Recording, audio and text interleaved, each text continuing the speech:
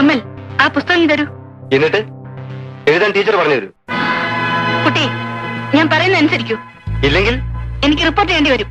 പോട്ടെ മോളെ, ഒന്ന് അടങ്ങ്. എന്താ താൻ പറഞ്ഞത്? വൃത്തിയോട് കാണിച്ച നിന്റെ മുഖത്ത് ഞാൻ ആസിഡ് ഒഴിക്കും. You dirty pig.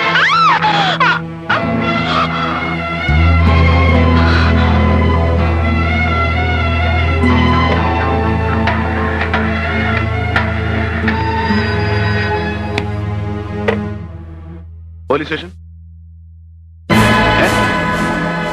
ഏത് കോളേജില്?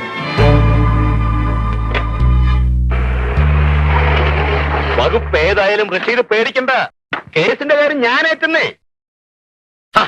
അതിന് മന്ത്രി ഡൽഹിയിൽ പോയിരിക്കല്ലേ, വരട്ടെ. വേണ്ട വേണ്ട, പുള്ളിക്കാരൻ പ്രൈം മിനിസ്റ്ററെ കണ്ടേച്ച് ഉടനെ തന്നെ ഇങ്ങോട്ട് വിളിക്കും. ഓക്കെ. സിറ്റിയിൽ മിനിഞ്ഞാന്ന് ചാർജ് എടുത്തു അല്ലേ? തൊട്ടടുത്ത വീടായിട്ടും ഇതുവരെ നിങ്ങൾ കയറിയില്ലല്ലോ. ആയിരിക്കേ? വേണ്ട. അത് കൊള്ളാം, നിങ്ങളുടെ ഹോം മിനിസ്റ്ററും ഇതുപോലെയാ. ആള് മന്ത്രിയൊക്കെ ആണെങ്കിലും എന്റെ മുമ്പിൽ ഇരിക്കാൻ മടിയാ. അല്ല, കാര്യമുണ്ട്. അവന് രാഷ്ട്രീയത്തിൽ ഇറക്കിയതും ഒക്കിയതും ഒക്കെ ഞാനാ. അതിരിക്കട്ടെ, കുടിക്കാൻ എന്താ എടുക്കേണ്ടത്? കാപ്പിയോ ചായയോ അല്ലെങ്കിൽ? ഒന്നും വേണ്ട. അത് പറ്റില്ല. ആദ്യമായിട്ട് എന്നെ കാണാൻ വന്നിട്ട്. അത് ഞാൻ നിങ്ങളെ കാണാൻ വന്നതല്ല. പിന്നെ മകനെ കാര്യം വിളിക്ക്, പറയാം. നിമ്മേ, മോനെ നിമ്മേ.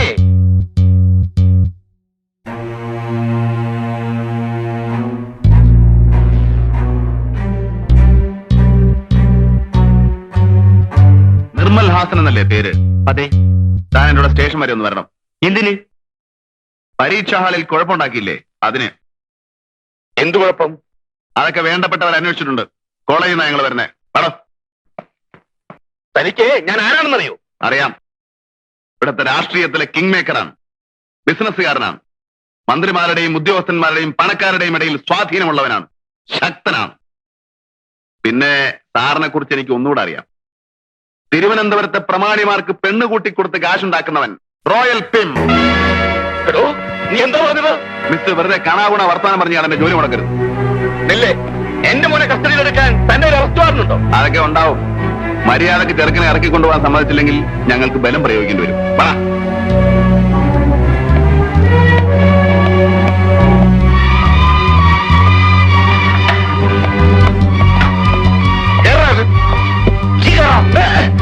ബീച്ച് വഴി വിടാൻ പറ.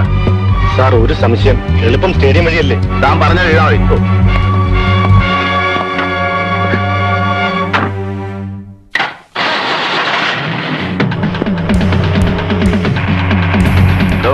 പരീക്ഷയ്ക്ക് കോപ്പി അടിക്കുന്നവൻ കഷ്ടപ്പെട്ട് പഠിക്കുന്ന വിദ്യാർത്ഥികളെ തോൽപ്പിക്കുകയല്ലേ? അക്കാപ്പിച്ചയ്ക്ക് സമരിക്കുന്ന തന്നെപ്പോലുള്ള തന്തക്ക് പറക്കാത്ത നേതാക്കന്മാരത് കാണില്ല. ഒരു പാവൻ ടീച്ചറെ ഈ അന്യായം ചേർത്താൽ ശിക്ഷിക്കണോ? ഞാൻ കോപ്പി അടിച്ചതിനല്ല, അവൻ എന്നെ. ആവണോ?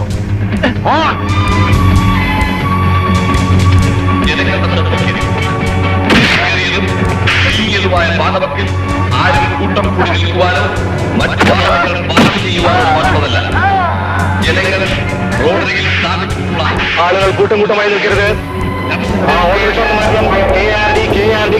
മാറ്റണം. നിങ്ങളുടെ സുരക്ഷിതത്വമാണ് ഞങ്ങളുടെ സേവന ലക്ഷ്യം. അതിനായി പൂർണ്ണമായി ഞങ്ങൾ സഹകരിക്കുന്നു. വാഹനങ്ങളുടെ പ്രത്യേകത, വാഹനങ്ങൾ പരസ്പരം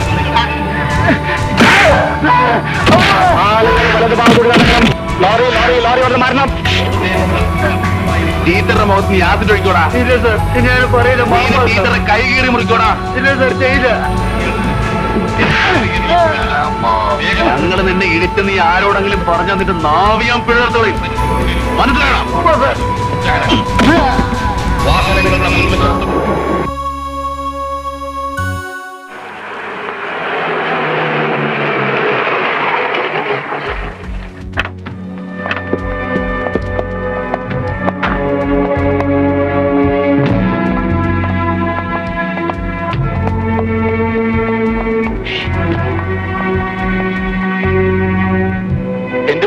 നിന്നോട് എന്ത് ചെയ്തു?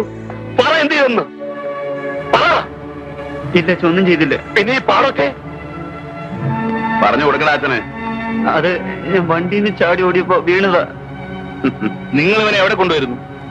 പറയണം. നിങ്ങളാരാ ചോദിക്കാൻ? ഞാൻ അഡ്വക്കേറ്റ് ജയചന്ദ്രൻ. വക്കീലാണെങ്കിൽ കോടതി മതി. ഇവിടെ വന്നൊന്ന് കുറയ്ക്കരുത്. ഇത് പോലീസ് സ്റ്റേഷനാണ്. ഇൻസ്പെക്ടർ വെറുതെ അല്ലേ വന്നത്? എന്റെ മോനെ ജാമ്യത്തിൽ ഇറക്കാനാണ്. അതിന് വക്കീലും കൊണാപ്പിയൊന്നും വേണ്ട. ഞാൻ വിട്ടേക്കാം സ്വന്തം ജാമ്യത്തിൽ. പക്ഷേ കേസ് ചാർജ് ചെയ്യാൻ പേര് മേൽവാസം എഴുതിയെടുക്കണം. അവന്റെയും അവന്റെ തന്തയുടെയും. കേരളാവനകത്തേക്ക്.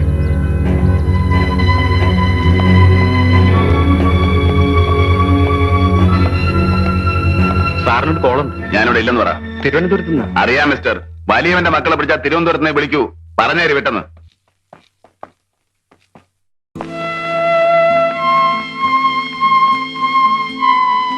ഒരു അഡ്വക്കേറ്റ് എന്ന നിലയിൽ അവൻ എനിക്ക് റെസ്പെക്ട് തന്നില്ല. അത് ഞാൻ ക്ഷമിച്ചു. എന്നാൽ നിന്റെ കാര്യത്തിൽ അവൻ കാണിച്ച അമിതമായ താല്പര്യമാണ് എന്നെ ഇറിറ്റേറ്റ് ചെയ്യുന്നത്. ഏതവന്റെ കാര്യമാണ്? ഇൻസ്പെക്ടർ ബൽറാം, നിന്റെ കൈ മുറിഞ്ഞതിൽ എന്നേക്കാൾ വേദന അവനാണ്. ആ പൂർവകാമുകയല്ലേ, സഹിക്കുന്നുണ്ടാവില്ല. എന്തിനാ ആവശ്യമില്ലാത്തത് പറയുന്നത്? ആവശ്യമില്ലാത്ത വാശി അവനാണ്. ഈ കേസ് രാജിയാവാൻ അവൻ സമ്മതിച്ചില്ല. ഭാര്യയ്ക്ക് പരാതിയില്ലെന്ന് ഭർത്താവായ ഞാൻ പറഞ്ഞിട്ടും കേട്ടില്ല. കേസ് ചാർജ് ചെയ്തു. ഇതെങ്ങനെ നേരിടണമെന്ന് എനിക്കറിയാം. നീ എനിക്കൊരു സ്റ്റേറ്റ്മെന്റ് എഴുതി തരണം. എന്ത് സ്റ്റേറ്റ്മെന്റ്? പരീക്ഷാ ഹാളിൽ എഴുതിക്കൊണ്ടിരുന്ന കുട്ടിയുടെ ഉത്തരക്കടലാസിൽ കൈവച്ചപ്പോൾ അതിനകത്തിരുന്ന ബ്ലേഡ് അബദ്ധത്തിൽ കയ്യിൽ തട്ടിയതാണ്. സത്യം അതല്ല. അവൻ എന്റെ കൈ കീറി മുറിച്ചതാണ്. ആയിരിക്കാം. എന്നാൽ കോടതിയിൽ പ്രതിഭാഗം വക്കീൽ എന്ന നിലയിൽ അന്യായക്കാരിയായ നിന്നെ വിസ്തരിക്കാൻ ഞാൻ തയ്യാറല്ല. പയ്യന്റെ അച്ഛൻ ചന്ദ്രഹാസൻ ആരാണെന്ന് നിനക്കറിയാമോ? രാഷ്ട്രീയക്കാരിൽ വെറും തറയില്ല അദ്ദേഹം. Highly influential and immensely rich. അങ്ങേരുടെ മകനോട് തെറ്റ് ചെയ്താൽ അത് നമുക്ക് അങ്ങ് ക്ഷമിക്കാവുന്നതേ ഉള്ളൂ. ഞാൻ ക്ഷമിക്കില്ല. ഈ കേസ് കോംപ്രമൈസ് ആക്കാൻ ഞാൻ കൂട്ടു നിൽക്കില്ല. You must. ഇതെന്റെ പ്രസ്റ്റീജ് ഇഷ്യൂ. നീ എഴുതി തരണം. പ്ലീസ് എന്നെ കമ്പലി എഴുതി ചെയ്യട്ടാ. പ്ലീസ്. ഓക്കെ, ഞാൻ നിന്നെ നിർബന്ധിക്കില്ല. But you know Usha, it is a duel between me and the inspector Balram. നീ ആരുടെ ഭാഗത്താണെന്ന് എനിക്കറിയാം. എന്റെ ഭാര്യയായിട്ട് ഇവിടെ കഴിയണമെങ്കിൽ ആ സ്റ്റേറ്റ്മെന്റ് എഴുതി തന്നേ പറ്റൂ. The choice is left U.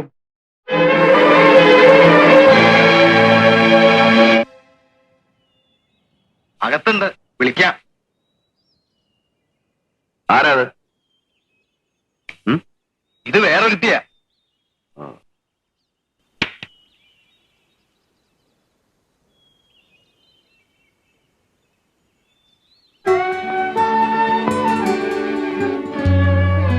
Mrs Jayanthan ഇവിടെ?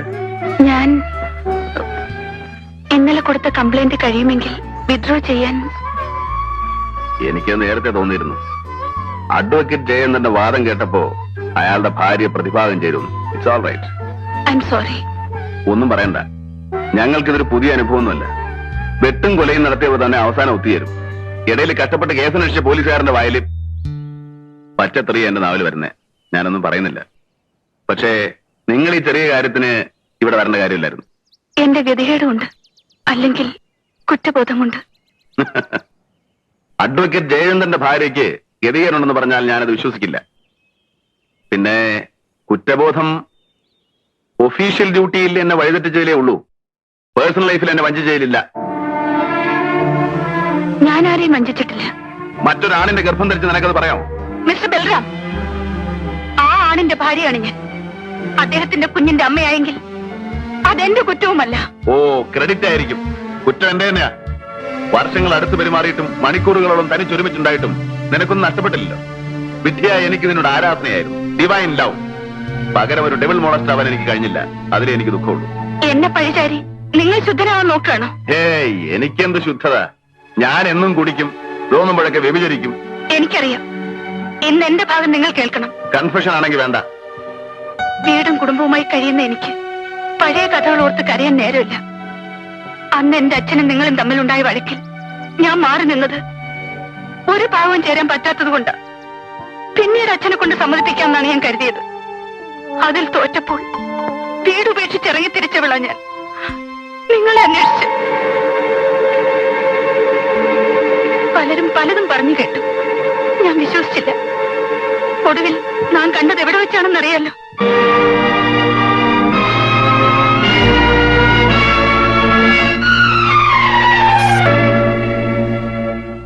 ഒരു കൊലയാളിയാണ് നിങ്ങളെന്ന് അറിഞ്ഞിട്ടും എനിക്ക് നിങ്ങളോടുള്ള സ്നേഹം കുറഞ്ഞില്ല. എന്നാൽ അന്ന് ആ വ്യഭിചാരശാലയിൽ വെച്ച് നിങ്ങളെ ആ പെണ്ണിനോടൊപ്പം കണ്ടപ്പോൾ എന്റെ കുറ്റപ്പെടുത്തുന്നില്ല ആരെയും. It's my faith.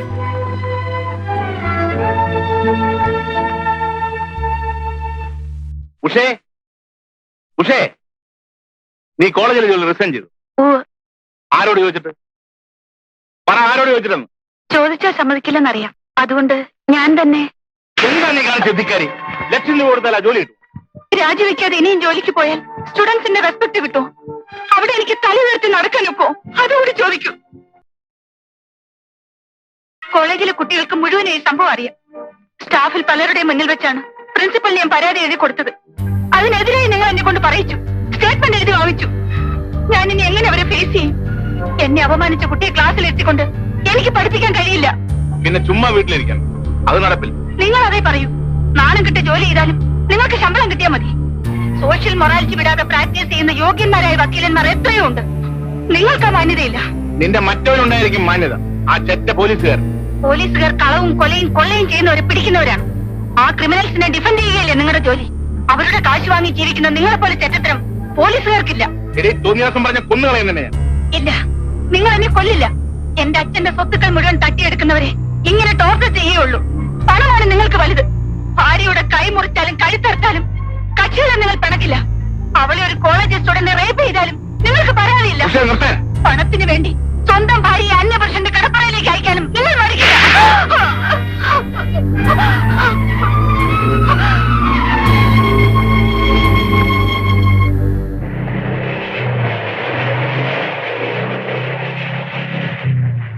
വരട്ടെ.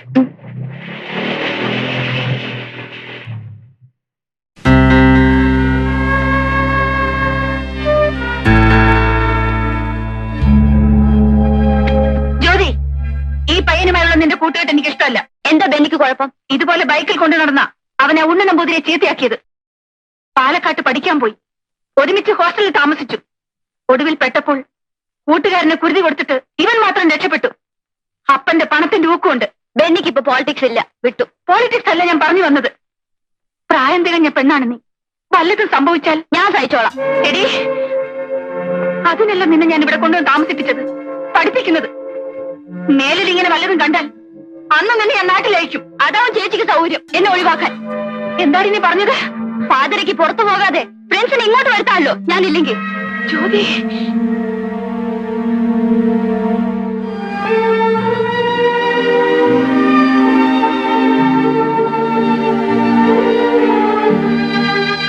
കഴിഞ്ഞവണ ഞാൻ നിനക്കന്ന കാശൂടെ വെച്ചിട്ട് പോയില്ലേ? എന്താ കാര്യം? എനിക്ക് ആവശ്യമില്ല. എന്നിട്ട് പിന്നെ നീ ഇവിടെ വന്ന് ആവശ്യത്തിന് നാവിലൊരു തെറിയും വരുന്നില്ലല്ലോ. ചക്കാത്തനാണ് നീ വന്നത്.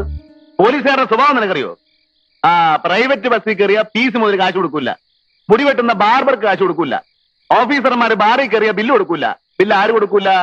ഓഫീസർ. അല്ലടി, ബാറുടമ ഓഫീസർക്ക് ബില്ല് കൊടുക്കൂല. പക്ഷെ എനിക്ക് തരും. തന്നില്ലെങ്കിൽ ചോദിച്ചു വാങ്ങിക്കും. എന്നാ എനിക്ക് ആരുടെയും സൗജന്യമൊന്നും വേണ്ട. വേണ്ട, സാറിന് പണം തരണമെന്നല്ലോ. അത്രേ ഉള്ളൂ, കൂടുതലും ഇല്ല കുറവില്ല. ഫിക്സ്. എന്നാൽ ആ കാശിന് സാറ് എനിക്കൊരു സാരി വാങ്ങിച്ചു തരൂ. സാരി എന്ന് വെച്ചാ പുടവ. ഞാൻ നിനക്ക് പുടവ വാങ്ങി തരണം. ഞാൻ നിന്റെ നായരാവണം. പുതിയ ഉള്ളവനോടി ഞാൻ കുടി നിർത്തി നിന്റെ ഭാഗം, അല്ലെങ്കിൽ അടിച്ചിന്റെ പല്ലി ഞാൻ കുടിച്ചാ പോവാം. കുടി നിർത്തിയോ? ഉപ്പ് ഇപ്പഴങ്ങ് എടുത്തു വെച്ചുള്ളൂ. എടാ നാറി, സോറി തിരുമേനി, ഇവിടെ നിന്ന് അങ്ങോട്ട് വിടവുള്ള. അതുകളാ. നിനക്ക് വേണ്ടി മാക്സിമം എനിക്ക് ചെയ്യാവുന്നത് ഒരു ചിന്ന വീട് വെച്ചുതരാം. കീപ്. പക്ഷെ നീ പുറത്ത് വേറെ ഒരുത്തനുമായിട്ട് ബന്ധപ്പെടാൻ പാടില്ല. പാടിയാ കൊല്ലും.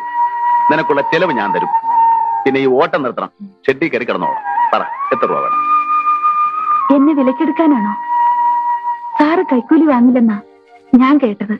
അത് നല്ല തുക ആരും തരാത്തോണ്ടാ. അതുകളാ. എന്റെ യോഗ്യതയെ പറ്റിയൊന്നും നീ പറയണ്ട. കാശ് പറ. പിന്നെ ശമ്പളമല്ലേ ഉള്ളൂ. മാസം 1500 ഒക്കില്ല. ഒരു രാത്രി കൊണ്ട് അതിലിരട്ടി ഞാൻ ഉണ്ടാക്കും സാർ. സാറിന് എന്നെ വിലക്കെടുക്കാനാവില്ല. നിങ്ങൾക്ക് വേണോ പണം, സ്ഥലം മാറ്റം, പ്രമോഷൻ? ഞാൻ വാങ്ങിച്ചു തരാം. തിരുവനന്തപുരത്തേക്ക് പോണ്ട, അവന്മാർ ഇവിടെ കൊണ്ടുതരും. എടി, നീ എനിക്ക് പ്രൊമോഷൻ ഇടാം. വേണ്ട സാർ, കാശാണ് സാറ് വിലമതിക്കുന്നതെങ്കിൽ എന്തൊരു സാർ ഈ ജോലി? കാലത്ത് മുതൽ ബൂട്ടും തൊപ്പിയും കാക്കിയിട്ട് നടന്നാൽ നിങ്ങൾക്ക് എന്തോ കിട്ടും? അതിൽ കൂടുതൽ ദിവസവും 4 താടി പഠിച്ചു കൊടുത്താൽ അമ്പട്ടന് കിട്ടുമല്ലോ.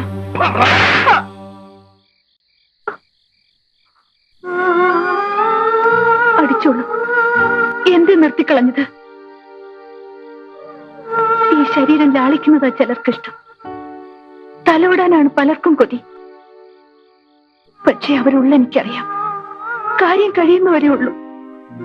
സാറെന്നെ അടിക്കുമ്പോഴും മനസ്സിൽ വെറുപ്പ് കാണില്ല. അതാണ് എനിക്കിഷ്ടം.